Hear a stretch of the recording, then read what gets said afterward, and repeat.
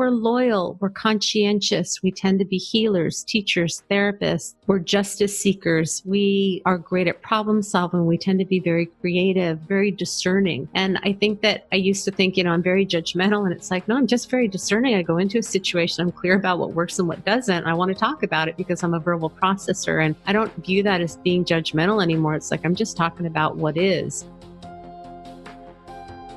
Hello, and thank you for joining me here on Hope to Recharge podcast, the podcast that's designed to break the stigma around mental health and to create some hope and inspiration and give some practical tips to those that are struggling with mental health, whether it's from personal stories to break the stigma or some advice from professionals in the mental health community. Whether you are struggling with mental health on your own or you know a loved one that is struggling, we are here to support you and to create a community so you know you are not alone. The road to recovery can be difficult and challenging. At Hope to Recharge, we believe that in mental health, together is always better. I'm your host, Matana. Thank you for joining me here today. Thank you for all of those that took the time to join the mastermind and gifted themselves the joy of working on their mental health and leveling up together with us in Hope to Recharge Mastermind. If you are looking to join, you can join for February. You can go to hopetorecharge.com/mastermind. All the information is there. If you join for February, it's the first week in February, the first Sunday in February, we're going to do the February class. If you're looking to join, you can join and I will give you the recording for January, and you will join the Facebook group and work out together with us on your mental health. This is going to be an awesome year of working together with me for those that are committed to a process of growing and evolving and changing what is now to a better state of being. This is not for everyone. This is only for individuals that are willing to show up for themselves. They're willing to gift themselves the gift of wellness. Go to hopetorecharge.com/mastermind and you see all the information there, or you can contact me through email on the website and we are happy to address any questions you have. If you're not sure if it's for you, we're happy to speak to you about it and see if this is the right place for you. So I'm excited about this. The first recording was epic and I am so grateful for all of you. Looking forward to anybody that wants to join if it's the right place for you. Hello and welcome to Hope to Recharge, a place where we discuss mental illness, how to find wellness, and our own private journey in getting to be a little bit better than we are today, or finding our path in healing and what works for us. Everybody's journey is different in mental health, and we are here to tell you that you should try to get better if you're suffering, to try to reach for support, learn more about what you're struggling with. And there's so many struggles there that are labeled and giving us tips and information that we didn't have. And today I have Patricia Young here with us today. Patricia is very, very interesting to me. And I found her in the podcasting world. She's a fellow podcaster. We had a little conversation and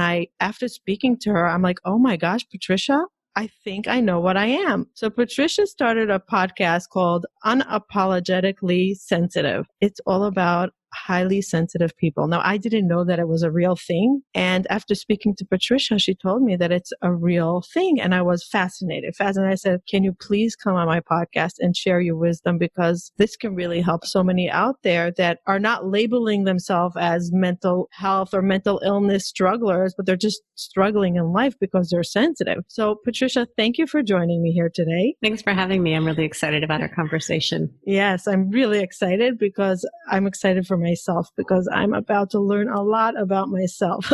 So thank you. So Patricia is a therapist. She has a private practice. She also has an online course for highly sensitive people. Growing up, Patricia, I didn't label myself as sensitive, by the way. I didn't. Mm-hmm. But looking back, oh my God, I was sensitive. Like, I think I was in denial maybe. That I was sensitive. I was giving a very strong front. I'm okay. But inside I was broken. Mm-hmm. And then when you said that it's a real thing, I'm like, I wish I knew this when I was younger, that I can give myself permission to feel this way. Sure. So I want to ask you this question. Sure. So you're a therapist for many years. Mm-hmm. What is your specialty in therapist? What do you like? What do you like working with? Well, now my specialty is totally working with the highly sensitive person. That's what I do. I'm passionate about it. I really want to change the message about what sensitivity is. And I think that even the name highly sensitive person, Dr. Elaine Aron coined the trait back in the 90s. And this is not a dig on her, but when I have guests on my podcast and ask what are other terms you would like, people like highly responsive, highly perceptive, trying to think of some of the other ones. The word sensitive just brings up, this idea of being emotional and weak. And that is so not what the highly sensitive person is about. So I really feel strongly about providing education about really what does it mean to be highly sensitive. And it's about so much more than our emotions, and to really have people see that what they think is wrong with them is what's right with them. Being sensitive is a superpower. Now I feel really excited. I'm a superwoman. And before you got into the highly sensitive work, you were treating depression, anxiety, mental health, relationships. What was your practice look like? Kind of everything. I have a very strong medical background that I worked for home health for 5 years. I worked in an acute care hospital for 9 years. I covered everything from the emergency room to intensive care to labor and delivery. And we also had a behavioral health unit. So I would write 5150s if people needed to come in on a 72-hour hold. We did the 14-day hearings if somebody needed to be held longer. So when I switched to private practice, I thought I can see anybody because I have this vast experience, and it was not a good fit for me. And as I learned about the traits of being highly sensitive, that's really where my passion is and just my energy around what I do. And I really found a way of working with highly sensitive people that seems to be pretty effective, and have come up with a 10-week online course for highly sensitive people that I run. And what I've seen is it's pretty transformational. Do you connect with it because you label yourself as a highly sensitive person? Definitely. And because I receive so many negative messages about, you think too much, you worry too much, you can't take a joke, you need thicker skin, you're too intense. I heard all of those things, and it really felt like something was wrong with me. And now I know that those are all things that are really strengths for me. And I just want to change the narrative that we have, that we give ourselves, and to understand that when people give us those messages, it's usually not about us, it's about them. So learning how to talk to other people about, so what does that bring up for you? Because it's really not about us, but we take on these messages and then we think there's something wrong with us, and we have amazing strengths. We've got challenges. Everybody has challenges. Life is not perfect and beautiful, and it's about learning how to lean into and accept whatever's going on. And we do have more emotional responses to things, but when we learn to lean into it and not fight it, it comes and it goes and we move on. When you were describing, when you said those things that people called you, that's exactly me. I nodded my head. I'm like, oh my God, that's what people called me. You think too much. You're too deep. Stop analyzing everything. Just be. Right. It's not about the past. Move on. And I'm like, no, if this is what's going on in my head, this is what's going on in my head, and I need to address it. Now, granted, I do believe that sometimes we need to step away a little bit and have tips to how not to consume ourselves with it. But I definitely think that we need to give ourselves permission to be who we are. And if this is the way we're wired, embrace it. Right. Part of what happens is, and I haven't come up with a better word other than wounding, but when we get messages about how we show up in the world as not being okay, and all that takes is a parent who just doesn't understand. Like, I've done a lot of healing with my mom, but my mom was a single parent who was very anxious and didn't have a lot of room for feelings. And so I got messages about, I cried, I had to go to my room. And because she came from an abusive background, she didn't have a vocabulary for it. So what I learned was it wasn't okay to talk about my feelings. It wasn't okay to have feelings. I learned to be incredibly intellectual to survive. And it felt like who I was wasn't okay. And so what happens is, I sometimes use the analogy like Swiss cheese. Parts of my personality were very solid and very well developed. In other areas, it's like there were holes there. Attachment issues, getting hurt, getting my feelings hurt very easily.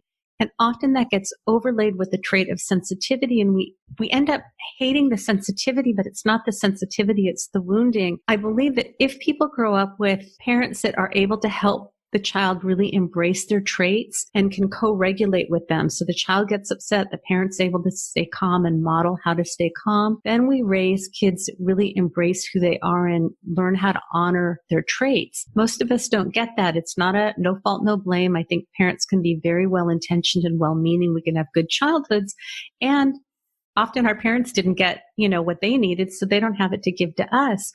But what happens is we end up hating our traits because we didn't learn that they were okay. And so that's so much of what the work that I do is really learning to identify what your traits are. What are the negative messages that you have around them? How can we change that so that you really do see that you're coming from a place of having these amazing gifts and strengths? I love the way you put it. So I want to go back to your growing up. So you had a single mom. Do you have a father? He was pretty absent. And as a kid, I was a chubby kid. My recollection is that, I talked too much at the dinner table. I played with my food, whatever I did wasn't right. And he was very ambivalent about parenting. And so he was pretty absent once they got divorced. He'd pick on me about my weight. I was a chubby kid. And as a kid, I didn't have the ability to go like, my father was ambivalent about being a father and he really can't show up. And because of his own fears, he's being critical of me. So I just figured if I just lost weight, he'd come back and love me. Wow. So having a father that was absent, a mother that was present in ways that she could be, but not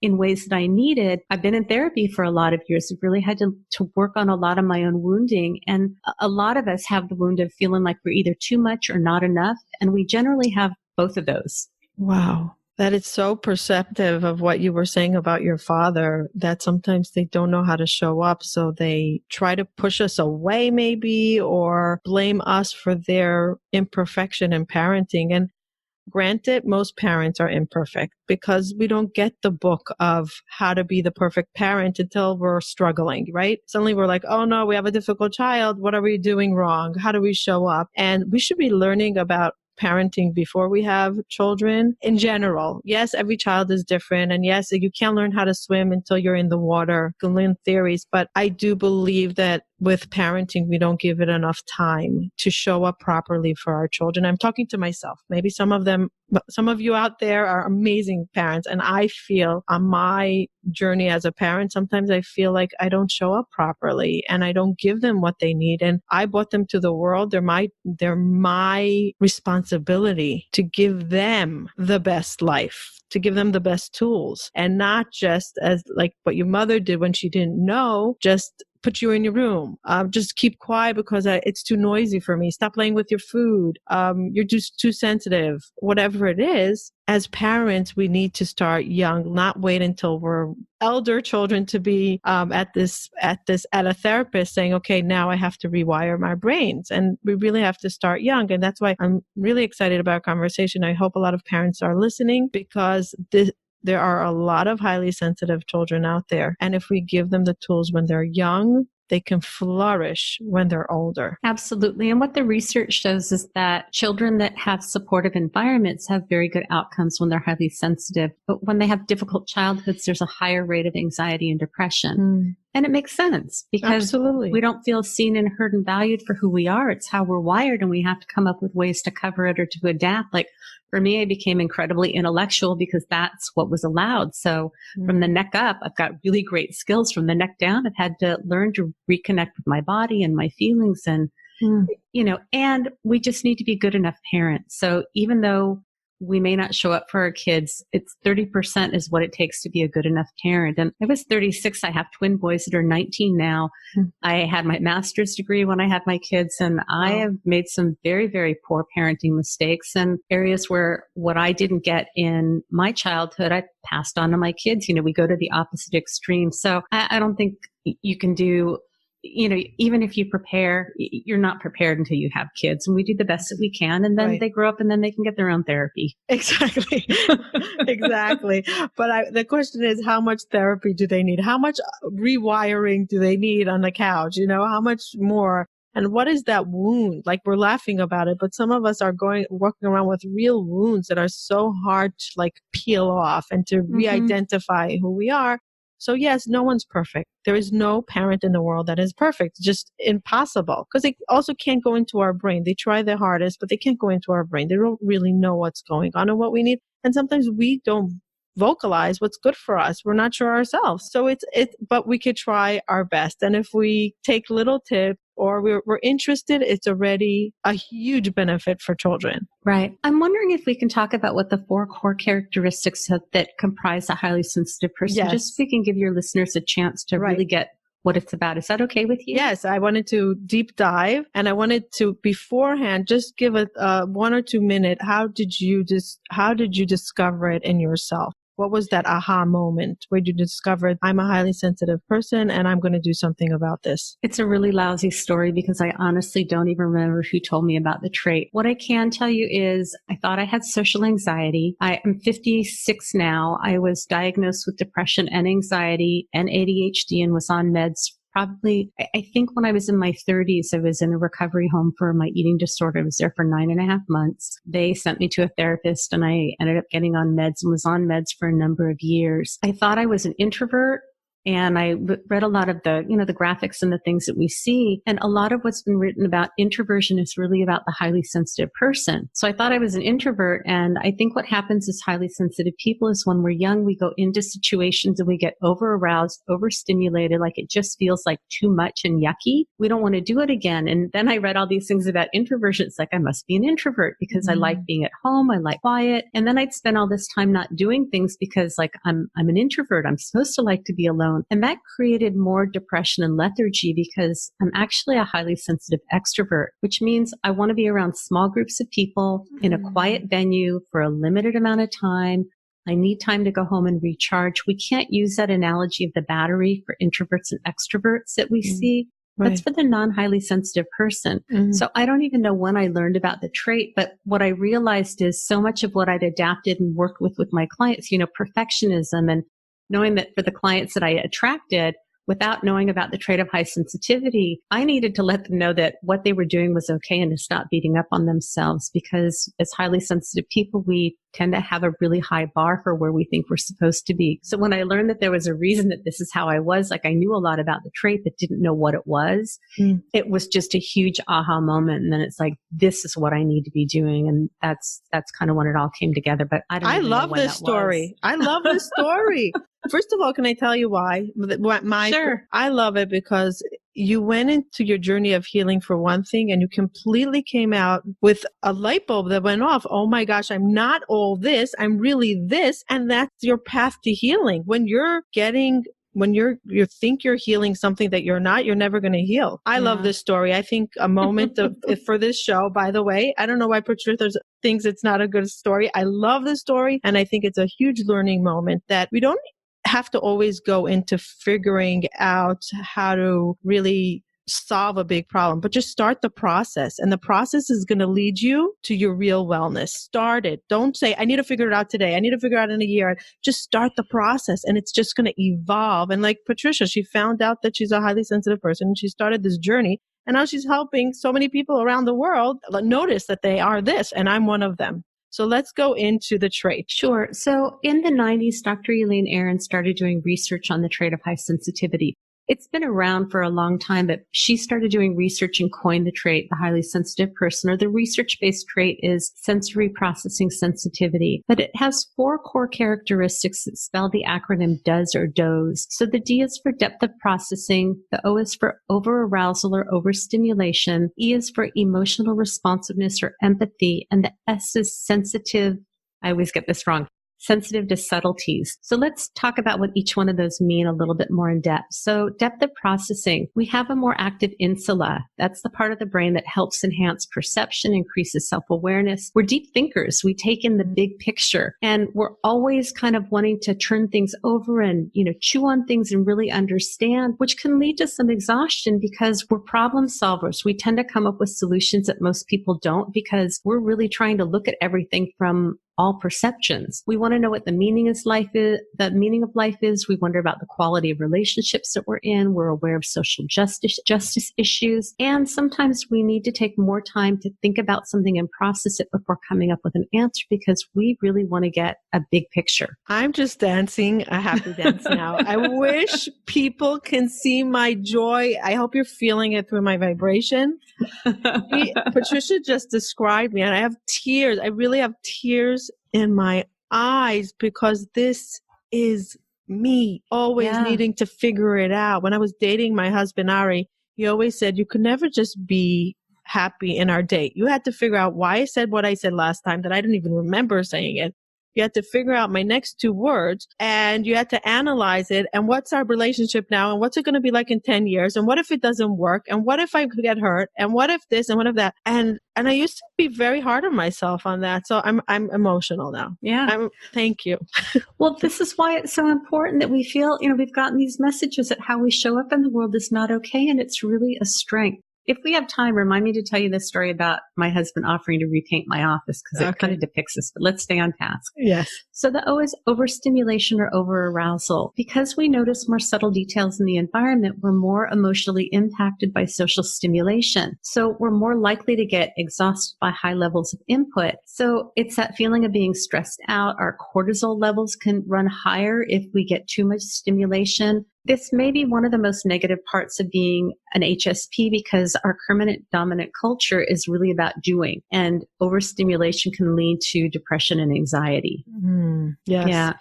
But I find that there's a pattern in my life depending when I'm sometimes I hide and I lock myself in my room. I'm like, I can't hear anybody. And I physically cover my ears. Mm-hmm. Because I close the lights and I'm like, I can't hear anymore. Like I need just quiet. But I find that it's not constant. It depends. I also on my hormone level, what's going on in my life, if I'm peaking or not. Like I do see a relationship between the exterior and how much I could tolerate. Yeah, I find that there are times when my energy is much higher. I generally don't wear makeup. And the last couple of days I put makeup on because there are a couple of Facebook Lives I want to do. Mm-hmm. And every day I'm like, I'm just not up for it. I'm like, well, that was a waste of makeup. And then I know like I just need more time to kind of be quiet, and that when my energy is up, that's when I do Facebook Lives, and that's when you're going to see me engaging more. Mm-hmm. And I think that as we learn to honor our rhythms, then we can do that and know that that's just kind of how we're wired.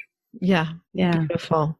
Yeah. What's the next? So the next is emotional responsiveness or empathy. Brain scans have shown that HSPs have more mirror neurons, which means we have more feelings of empathy. So we're going to get more impacted positively by music, art, dance, nature, children. There's something called differential susceptibility, and this applies to HSPs, that if you put us in a positive environment, we're going to do better than the non-highly sensitive person. If you put us in a poor environment, we're going to fare worse than the non-highly sensitive person. And so when we understand what works for us and we can try and create a lifestyle that honors our needs, mm-hmm. we can do so much better than the non-HSP. I just want to say HSP stands for highly sensitive person. Right, right.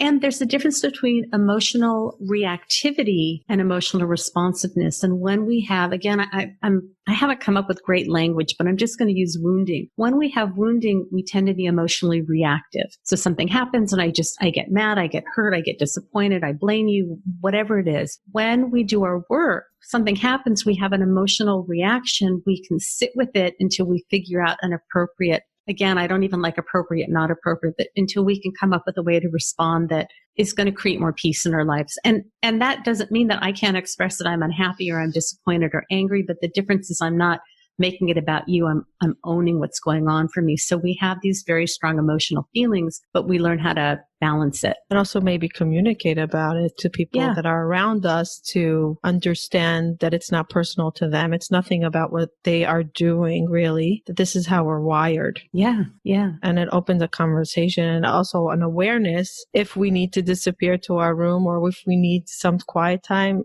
it's how we're wired. Right. Right. That's how we replenish and recharge. We need that time. Right. Okay. Yeah.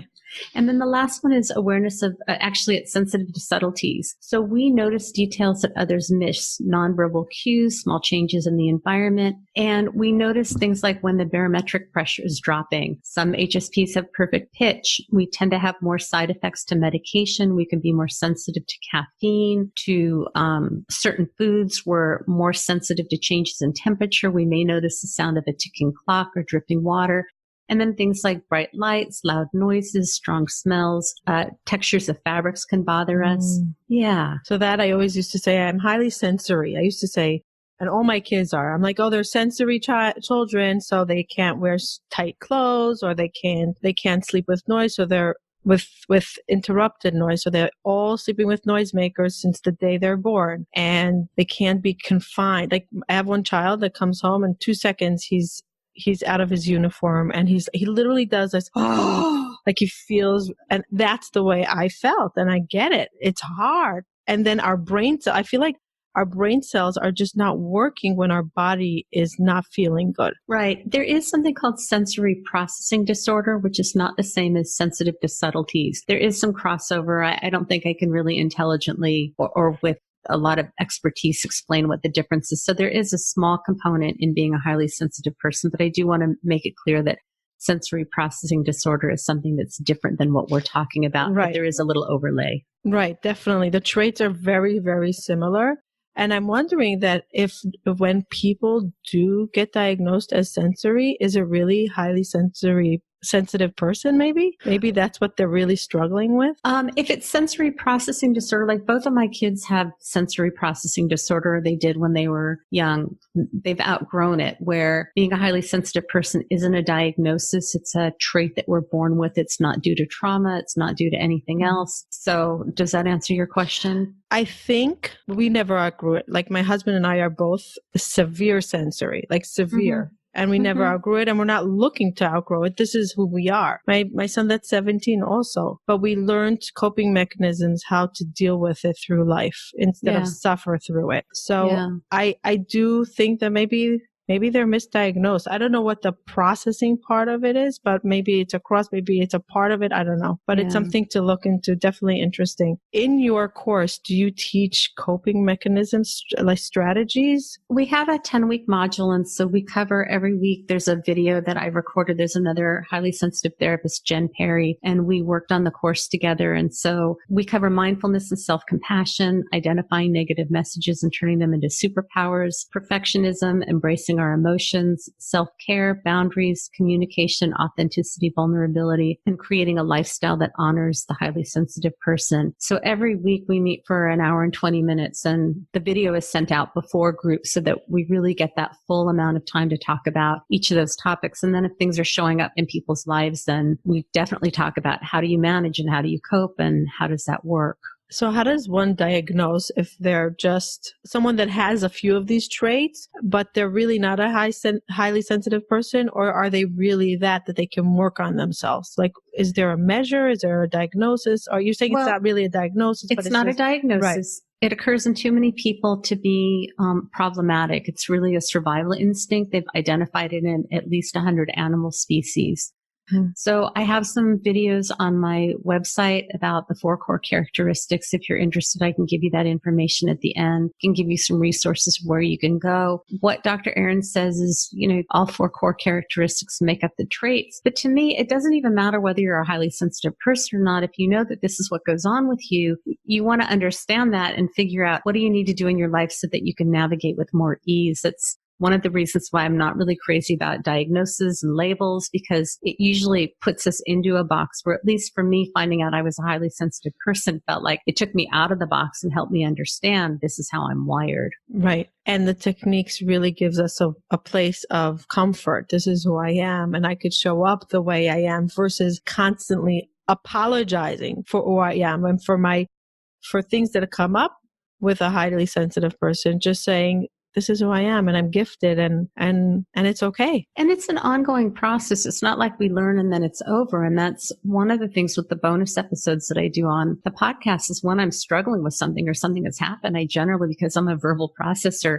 I usually sit down and do a recording, not sure if I'm going to release it, but I just kind of want to talk things out. Mm-hmm. And then often I'll just let it sit until I'm past that experience and go back and listen with a little bit more objectivity and see, do I think this is helpful? And I think it really a great way to demonstrate all the little ways that this shows up and how do we navigate it. And I do tend to have reactions to things, but I don't react. I hold on to it and I figure out what I need to do. So it's about learning how to navigate whatever comes up. It's not that we won't have challenges, but we need to figure out what to do. And for me, there's so much power in just naming what's going on. I'm feeling frustrated. I'm feeling angry. I feel like I went to the dentist on Friday. It took 2 hours. It was a new dentist. I was going to go to a networking thing afterwards. I put on makeup, which is a big deal. And I felt really tired after being at the dentist. And this narrative came in of how can I be tired? Like all you did was you sat in a chair at the dentist. You can't be too tired, and you need to go to this. You need to go to this networking thing, and maybe you need to push, because often when I get to places, I find that I really am engaged. The transition we as highly sensitive people struggle with transitions. We need more time. So I know for me that often I just need to get myself to where I need to be. And then if I'm having a great time, I stay. And if I'm not, I leave. But I really checked in and like my body was overstimulated. And I knew that if I went, I'd come home and I'd really be fried. And so I kind of had to work through that thing of like, I'm going to honor what I need. And I came home and I did what I needed to do. And even at this point of working with highly sensitive people, I still had some challenges around like, do I need to go? Am I just being like, what's wrong with me? And then honoring what I needed. It's that conversation that goes in the head. Am I lazy? Yeah. Am I procrastinating? And we have these conversations all the time. You know why? Because we get depleted so fast. Yeah. And we have this kind of, I call it gremlins, or we can call it a self-hating system that doesn't honor who we are. And so again, naming it, what I did is I reached out to a couple of people and said, we need to talk about what's going on, because like what I really want to do is go home and I'm having this, chatter in my head. Mm-hmm. And I think that when we recognize that it's not who we are, it's the chatter, and then we can try and figure out what do we need and to trust that there are no wrong decisions. I could have gone home and decided to go. I could have gone and decided to go back home. There is no right or wrong, but we get to figure out what's going on for us and to learn how to honor and trust that. It's not always easy. Yeah.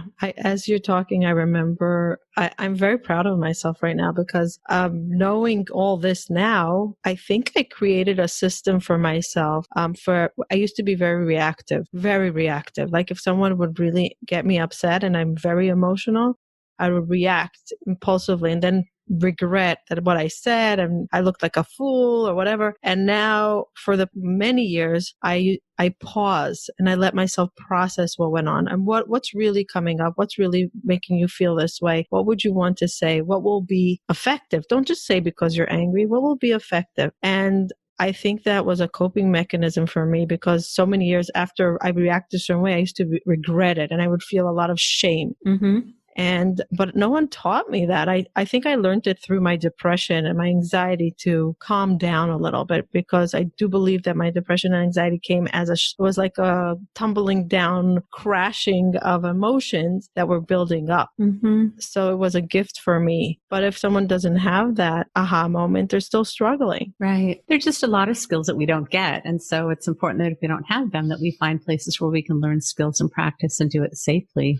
I'd like to take this opportunity to pause for a second and give a big thank you to our sponsor, BetterHelp.com. Have you been thinking of getting therapy for a while, but you live in a place that doesn't have therapists that meets your need? Or are they too expensive for what you can afford and you really want to get help and therapy? Or do you travel a lot and you can't access the therapist when you travel? Or do you come home from work and it's too late to go to an office for therapy? Well, BetterHelp.com is an online platform for therapy. You can access thousands of therapists and choose from the therapist that meets your need. Go to betterhelp.com/hope to recharge. That's BetterHelp, HELP.com/hope to recharge to receive your 10% off on your first month. Take charge of your wellness. Go try them out. They really try hard to match you up with the specific therapist that will meet your need. Don't wait to get help. Go now. BetterHelp.com/hope to recharge. You can access them from your phone, your tablet, your computer. You can be in your bed and you can receive your therapy you need. Don't wait longer. And now enjoy the rest of the episode. The interesting part that I think is that you're saying that there's far too many that are highly sensitive people. Dr. Aaron estimates that 15 to 20% of the population are highly sensitive. I heard her speak in Santa Cruz a year ago in 2018, and she said it may be as high as 30%. I haven't seen any research on that. It occurs equally between men and women. About 70% of highly sensitive people are introverts. About 30% are extroverts. Mm-hmm. How did Dr. Aaron get to all this? What's her journey in this field? I think she started studying shyness, and then it somehow expanded. I don't really know a whole bunch, but I know she did a lot of personal interviews. I went to a retreat the same year that I saw her with other highly sensitive therapists, and one of the therapists was from Santa Cruz and actually had been to Dr. Aaron's home in the 90s to be interviewed by her for this study that she was starting. Interesting. Yeah. And there's a big relationship between depression and anxiety if it's not you don't like the diagnosis word, but if you're not aware of it. Well, what What Dr. Aaron's research shows is that children that have the word that she uses is difficult childhoods.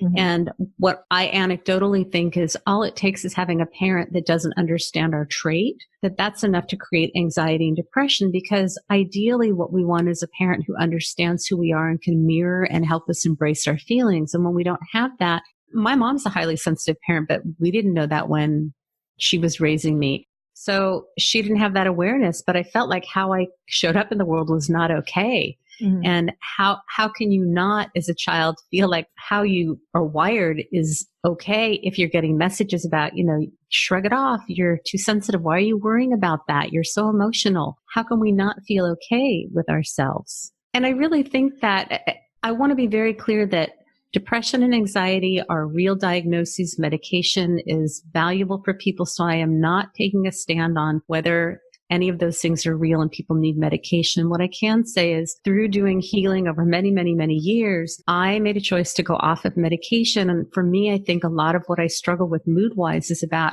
having strong feelings and feeling like they weren't okay, not understanding that I have times when I have more energy and I'm more out there, and I have times when I need to withdraw a little bit more, and really understanding my rhythm. So if you're on medication, I'm not telling you to go off of it. I want to be very clear about that there's a very high misdiagnosis of people that are highly sensitive with depression, anxiety, ADHD, bipolar disorder, borderline personality disorder, because a lot of practitioners don't understand, and because we do tend to have strong emotional feelings about things.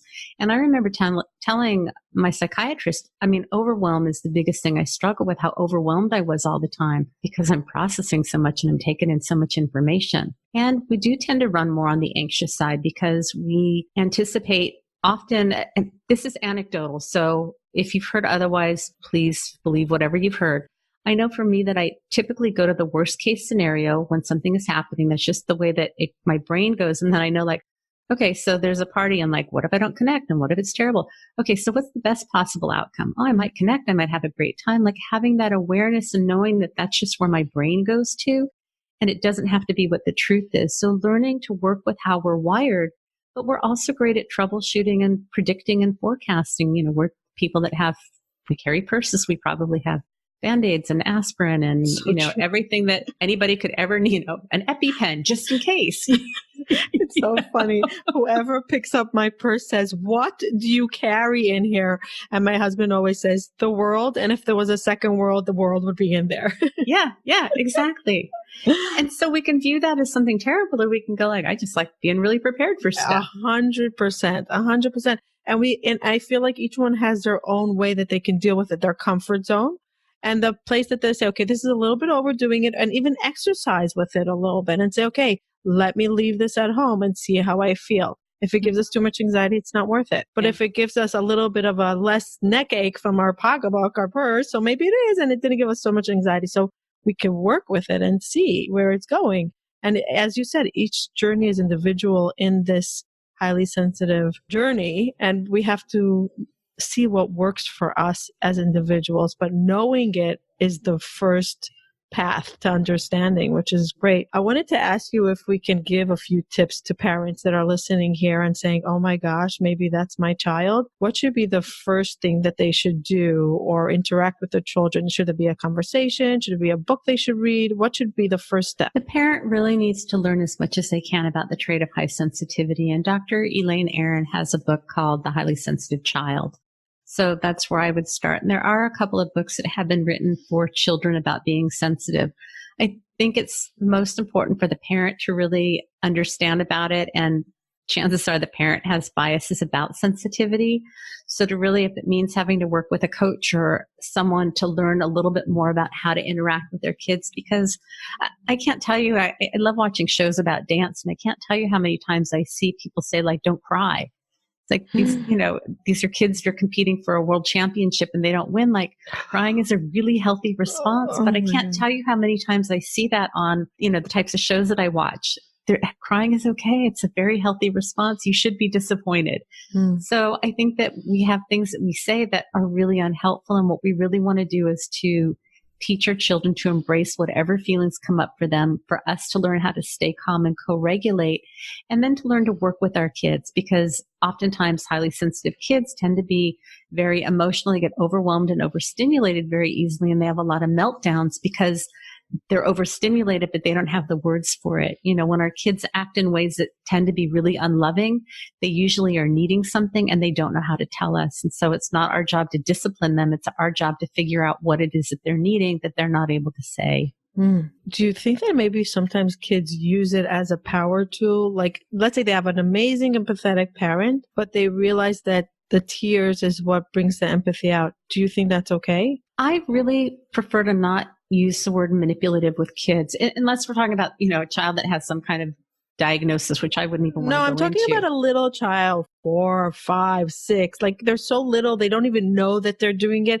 You know, like they say when a baby's born, they learn, they cry, they get milk, they're fed. So whenever they cry, that means, and then when you start to wean them off of that bottle at night, so you have to teach them that crying won't get them the milk. It's something that they're taught very young from day one. You cry, you get. I think if we look at it in terms of unmet needs, that, you know, all behavior is about an unmet need. And if we can understand what the need is, it doesn't mean that the child's going to get that need met, but being able to verbalize, you're really tired. You really want the bottle. It's hard. You know, it's hard.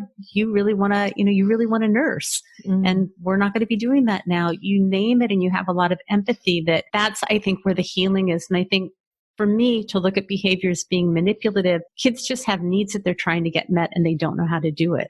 I love what you just said. I love it because for me as a parent, a lot of times I don't want to hear the whining because it's just exhausting. It also brings me down as a highly sensitive person. My vibrations go off and I'm overwhelmed very fast. And I'm like, okay, just stop crying. What do you want? Versus saying, I see something's really bothering you. Let's talk about it. Look, you have to be really a saint to be able to do it all the time. But if we can pause even part of the time and say, okay, she's crying, he's crying. What's really going on? What's bothering them? Maybe they just need some empathy. Maybe they just need a hug. Maybe they just need to be noticed. Yeah, I think kids, I mean, everybody wants to be seen and heard and valued, and we want our feelings to be honored. You're really sad right now. You're really angry right now. You don't like it when you don't get what you want. One of my kids, I wouldn't ever say this to him, and he's 19. He's a great kid, but I felt like he was born in the land of not enough. Whatever Daniel got, it was never enough. And I don't know how I did this, but we created Daniel's World. And so when he wanted something, like, we'd go to Daniel's World, and in Daniel's World, he could watch as much TV as he wanted. He could have as much candy as he wanted. So if he got upset with, like, let's go to Daniel's World, what do you want to do there? And then what? It gave him a way to legitimize his feelings and needs, because in Daniel's World, he could do whatever he wanted. It was often around candy or TV or, you know, wanting stuff like, what would you buy? What would you have? What would you eat? What would you watch? It allowed those feelings and those needs to come up and be okay. I didn't have to meet them in real time, but it gave a legitimate way for him to experience what he was experiencing. It was very, very powerful. Okay, I want to really talk about this for a second because I love it. What happens when you fantasize with him? Okay, in Daniel's World, so you watch TV till 3 a.m. and then you have ice cream before you go to sleep, and then you sleep till 12, and then somebody wakes you up with a breakfast at your thing, and then you go for a movie, and then you play video games. Yay, Daniel's World is awesome. But now, Daniel, come back to our world. You're getting none of that. So how does the disappointment, because when you're in the fantasy, it's so awesome. How do you bring them back to reality without super disappointing them? It was generally around like one specific thing. So, you know, he would want candy. We'd be out shopping and he'd want candy. And so it's like, well, let's go to Daniel's World. What kind of candy do you want? I'd get this. Okay, what else would you have? What else would you want? You know, I would let him have what he wanted. And when he had enough of that fantasy, he was like, okay, I didn't need to bring him back or out of it because it allowed the need to be okay and it was legitimate and he could have it met in Daniel's World. It's often not about the kids needing something. It's just about legitimizing that urge that we have. It's like an itch. So I let him scratch his virtual need, you know? That is so interesting. But he never said, Mommy, I really want that candy. I want to eat it. I don't want to just think about it. I want to eat it. I mean, it's been a long time. If he did, I'd be like, yeah, I get that you really want that. I get that you really want that. Right. Just giving them, wow, what a powerful message. Giving them the okay to be in their own dream and not just saying, oh, you're so ungrateful. You have so much. So it's very, very good perspective. I thank you for that. And I'm going to start using it. I'm really going to start using it because I think it's so powerful. And giving them permission to dream versus crush their dreams and take it out. Let them dream. Let them fantasize. And little people in our world are told when to get up, what to wear, what to eat, where to go.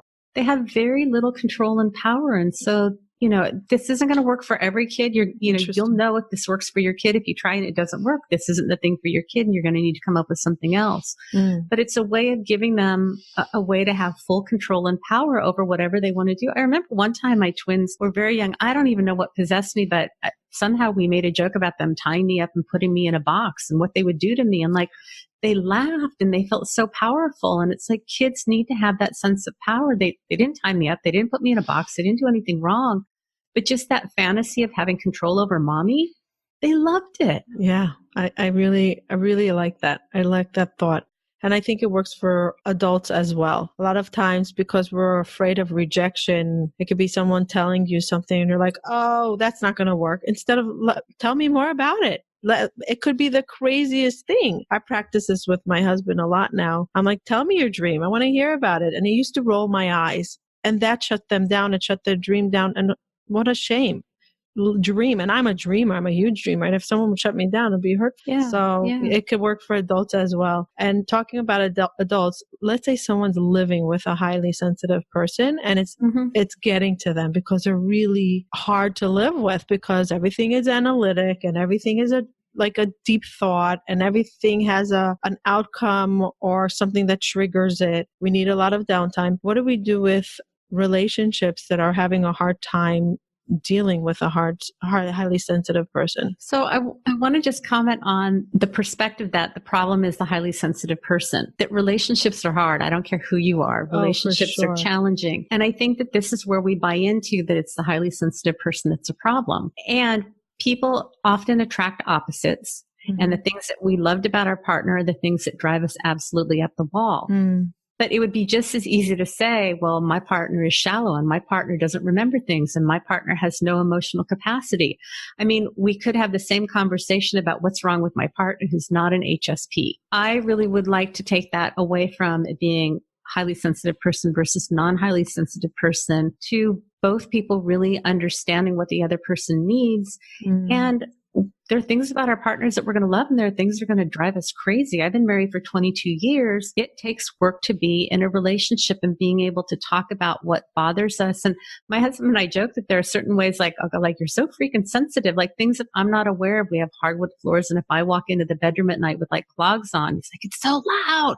I don't hear it. If I don't close the door when I'm in the bathroom and I blow my nose and he's in bed, it's too loud for him. Or I don't have that sensitivity. I've got sensitivity in other areas. So I really think it's about having compassion for both people and both people's needs and not making it about a highly sensitive person. You know what? You're right. You're 100% right. Because if you take it, as you said, if you go to the non-highly sensitive person, maybe they're the one lacking empathy. Maybe they're the ones that can't see others. Maybe we're empathetic. We're sympathetic. We're highly in tune to other people's pain. Maybe they're the one that's lacking somebody. We're all lacking something. And as you said, it's not about specifically this relationship. It's any relationship. How do you show up properly? How do you see the other ones? Whatever it is, whatever their pains or struggles or frustration, how to understand it, how to work with it and how to make it work for both of you. I really like the way you put it. And it boils down to conversation. And I think that when we know what our traits are and we're okay with it, then we're not as reactive. And the story I was going to tell you about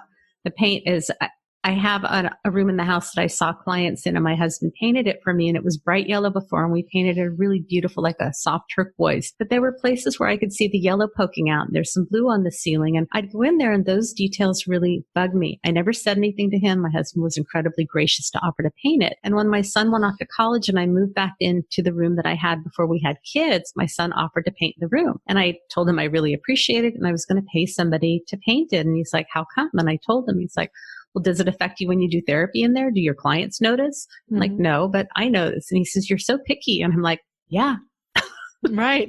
We are. And had I not done and I'm discerning and I know what's going to give me joy in this room. And every time I look at paint peeking through, it's not going to make me feel joy. And had I not done my work, what I could imagine is like anytime anything come up, I'd throw that back in his face. Like, it's because I'm so picky. It's probably because I'm so picky. Yeah, it's because I'm so picky, because I'd feel wounded by his words. And it's like, yeah.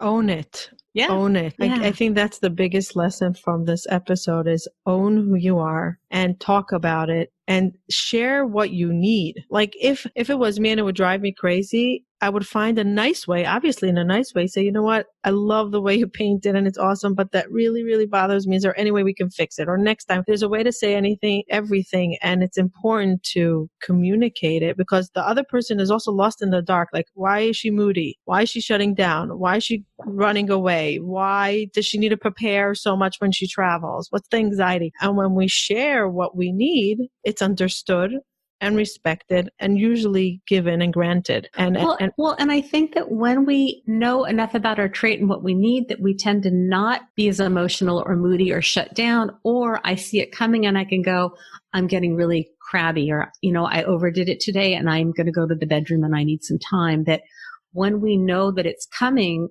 and we've done too much, that we don't have to react. We respond and we can say, hey, I need to take a break. So as we become aware of what we need, we don't push ourselves to that limit where we're having the breakdowns. We can communicate about what we need before it happens. It's not perfect. I'm not saying that it's a one and done. It's an ongoing process. Yeah. I want to touch upon one of the things that you said about the traits, one of them that were sensitive to medicines and side effects. I used to go into doctors' office. I know I'm talking a lot about I because this is like I'm revealing myself here. I'm reborn. So, no, because it relates. I totally, and that's another one of the traits, that because we have these experiences, the way that we connect is by sharing our experiences. Right. And so we often feel like, we're being selfish or pulling it back to us, or other people go like, you're making it about you, but this is one of the ways that we connect. Right.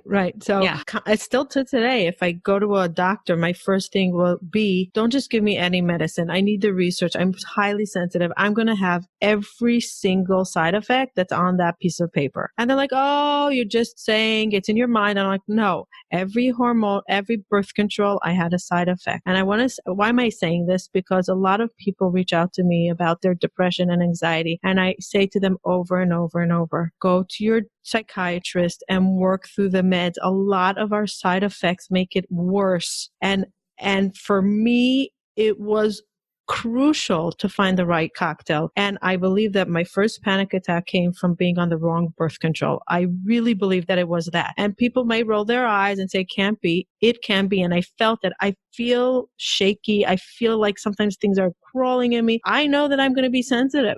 That's just the way I am with medicine. So important to know this, because it can heal us in other places that are hurting as a byproduct. Yep. And we often want to ask for a smaller dose, a half dose, a quarter dose, to start out smaller. When I was younger and was on the pill, it made me crazy. And because I hadn't been in therapy, I didn't know about being a highly sensitive person. I just thought I was a really emotionally unstable person. And later on, when I went off the pill and went back on, I had to go on a very low dose because it just messed, the combination of having hormone fluctuations and then being highly sensitive without knowing that's what it was crazy. Right. My mother always used to say to me, you just know what your body's going through. Like I used to know when I'm ovulating just by a feeling. I used to know things that most people don't know without testing. And my mother used to say, you're just so connected to everything. And I really am. And I'm also connected to people. Like I feel their energy. Like I can walk into a store and feel if there's really negative energy there, I'll walk out. I'll just walk out because it's not worth it for me. Mm-hmm. And if someone walk into my house, I'll say, maybe not so good idea to interact with them now. Let's step away. Which once I didn't know that it was my trait. I used to think it was a downside about me, but now, like I know now that it's the plus one in me, Yeah. It's my gift. Yeah. And I now I'm going to really, really look at it as a gift, and I'm going to start communicating better about what I need, and also allowing myself more to be okay with it versus being hard on myself. I remember once my therapist told me to read a book called Brain Lock. Mm-hmm. It was about repetitive thoughts. And I used to be in this, instead of getting out of the thought, just repetitive, and how to get away from that. And I think it's part of what I was struggling with is how to disconnect from the deep thoughts and the worst case scenario that you speak about. Yeah. And to bring it back to center. Yeah. And it's kind of like, again, that idea of an itch that if it comes up, I don't have control over whether that negative thought comes up, but do I feel like it's dangerous and do I go there and unpack my bags, or do I just go like, oh, there it is again. What do I want to do with it? So there are ways that we can use mindfulness and curiosity to work with the ways that we're wired that these things come up, but we don't have to live in that place. This is one of my last questions to you. I love this topic because I feel so understood. Do therapists talk about this when you go and you discuss feelings? Is this something that is spoken about in therapy, a highly sensitive person? Well, 50% of clients in therapy are highly sensitive. So we would hope that therapists would know about the trait. And that's, again, why I really want to get the word out. Some therapists do not know about the trait. And so if you suspect that you're highly sensitive, we'll talk about some resources. And if you're in therapy, ask your therapist to read this work. And if your therapist doesn't buy into it, I would take that very seriously because this is a trait. It's how we're wired. Research and brain studies show that our brains function differently. So you really want to be with somebody who gets you. So what are some good books to read? Or I love all of Dr. Elaine Aron's books. So she's got The Highly Sensitive Person, The Highly Sensitive Child. She's got Highly Sensitive in Love. There's a movie called Sensitive, The Untold Story, and you can go to either Amazon Prime, or if you search for Sensitive, The Untold Story, you can go to the website and rent it. Dr. Ted Zeff has some great stuff, and his website is drtedzeff.com. Dr. Elaine Aron's website is hsperson.com. There's also a self-test there for adults and one for children. I would stick with her stuff. If you like videos, you can go to YouTube and Google those people. They've done some videos there. There's a podcast called The Highly Sensitive Person that isn't being produced anymore, but it's very good, but you can still find it. Obviously, I think that my podcast, Unapologetically Sensitive, is a great resource. I've got a YouTube channel. I've got videos on my website, and I have a Pinterest and Instagram account where I really try and create a lot of graphics and memes and videos that are relevant to the highly sensitive person. Thank you for that. What is your website? It's unapologeticallysensitive.com. I know it's a pain in the neck to spell. Or say. I find it's a little bit of a tongue twister, especially for me, Israeli. I had to really make sure that I say it fine, but it doesn't matter. We could type. Yeah. What I would love to do, if we have a minute, is to just talk about some of the strengths that we have as highly sensitive people. Yes. So we're loyal, we're conscientious, we tend to be healers, teachers, therapists, we're justice seekers, we are great at problem solving, we tend to be very creative, we come up with solutions that most people don't. I mean, we have so many gifts and talents, we're very discerning. And I think that I used to think, I'm very judgmental, and it's like, no, I'm just very discerning. I go into a situation, I'm clear about what works and what doesn't. I want to talk about it because I'm a verbal processor, and I don't view that as being judgmental anymore. It's like, I'm just talking about what is.